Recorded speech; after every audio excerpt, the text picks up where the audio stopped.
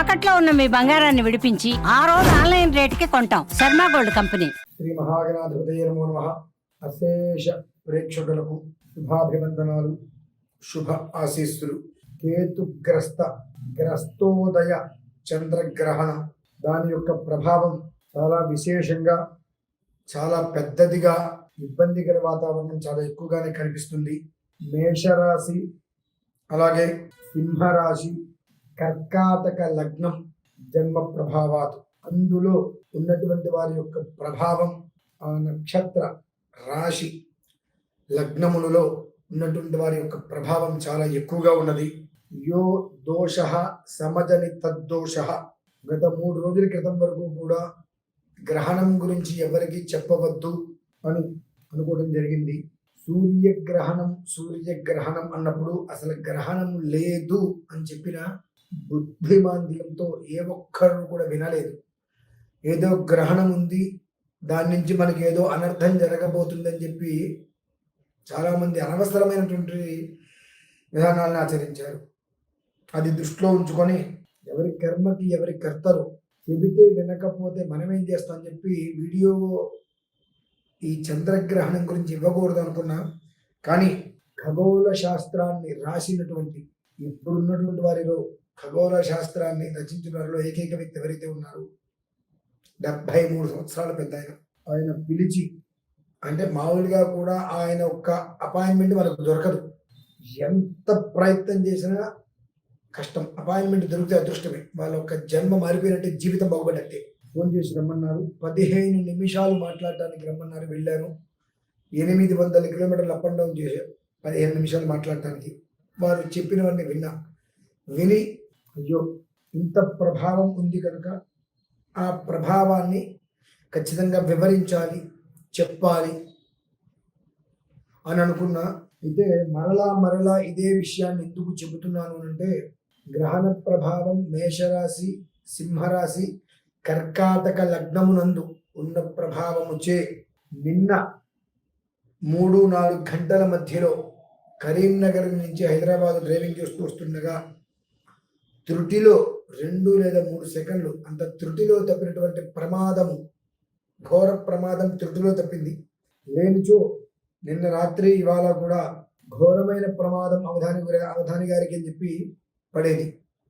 ఆ తర్వాత అంత ఘోరమైన ప్రమాదం అన్నప్పుడు ఏం జరిగేదో, ఘోర ప్రమాదంలో మరణించినాడనే పదం ఖచ్చితంగా వచ్చి ఉండేది. అటువంటి ప్రమాదం నుంచి నేను బయటపడ్డా. భగవదనుగ్రహంగా నమస్కారం చేసుకున్నా. వెంటనే మేరు మందర తుల్యాని పాపాని వివిధాని చ కేశాను ఆశ్రిత్య తిష్టంతి అని ఉంటుంది. మేరు పర్వతం అనేటువంటిది ప్రపంచవ్యాప్తంగా చాలా గొప్పది, పెద్దది.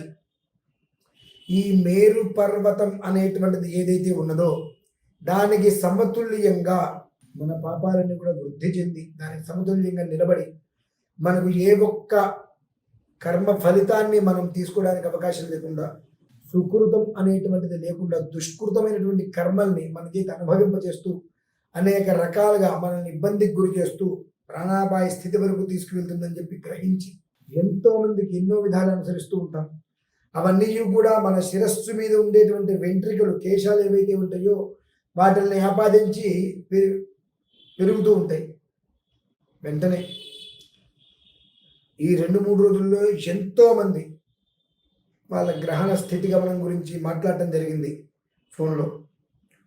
అందరూ బాగుండాలి, మన గురించి ఆలోచించే వాళ్ళందరూ బాగుండాలి, అలానే మనం అందరి గురించి ఆలోచించాలి. ఏదైనా ఒక విధానాన్ని అనుసరించాలనుకొని ఏం చెయ్యాలి?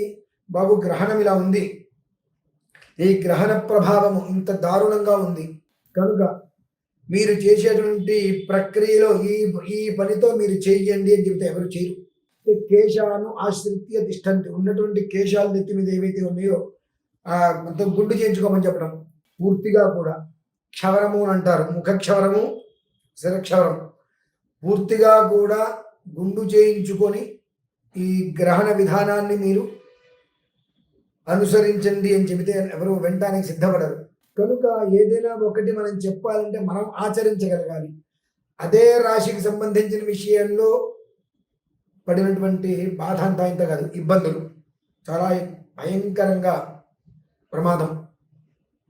కనుక అది దృష్టిలో ఉంచుకొని ఏదైనా ఒకటి మనం చెప్పేటప్పుడు ప్రతిదీ చేస్తూ ఆచరిస్తూ చెప్పేటువంటిది ఉత్తమం.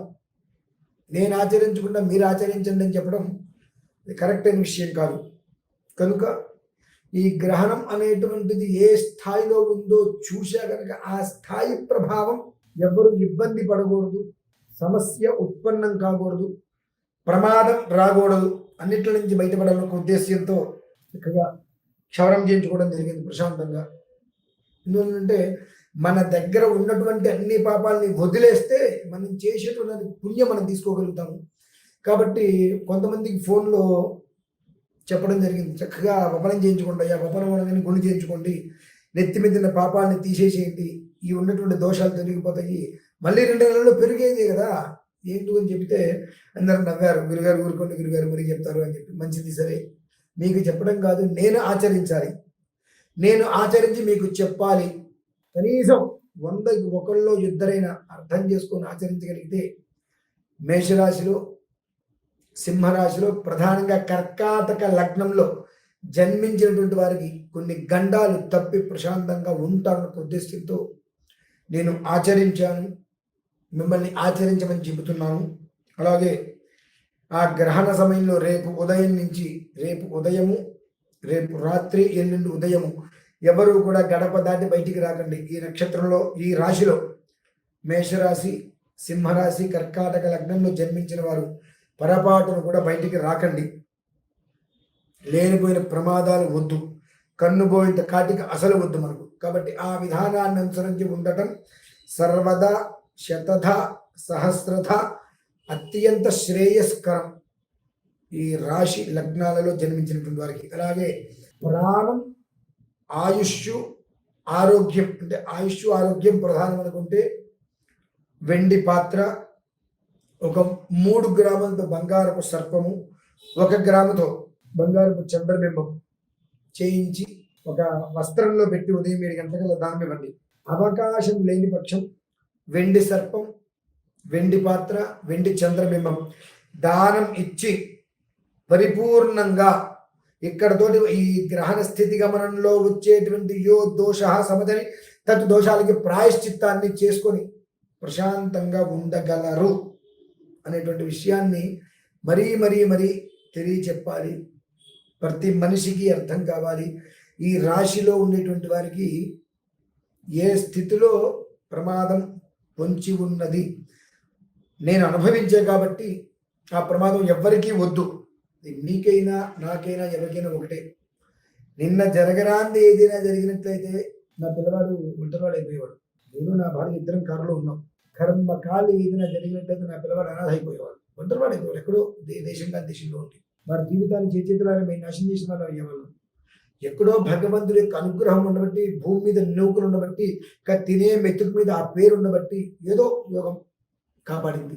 ఈ గ్రహణాన్ని మాత్రం ఎవ్వరూ కూడా వదులుకోకుండా జాగ్రత్తగా ఈ మేషరాశి, సింహరాశి, కర్కాటక లగ్నంలో జన్మించిన వారు మాత్రం ఇంట్లో నుంచి ఏమాత్రము బయటికి రాకుండా చక్కటి ఆయురారోగ్య ఐశ్వర్యాలతో ఈ గ్రహణ ప్రభావముచే ఇలాంటి పీడింపబడకుండా ఉన్నటువంటి అన్ని కూడా తొలగిపోయి సుఖక్షేమంతో ఉండాలని కోరుకుంటూ సెలవు తీసుకుంటున్నాను. సర్వే జనాః సుఖినో భవంతు.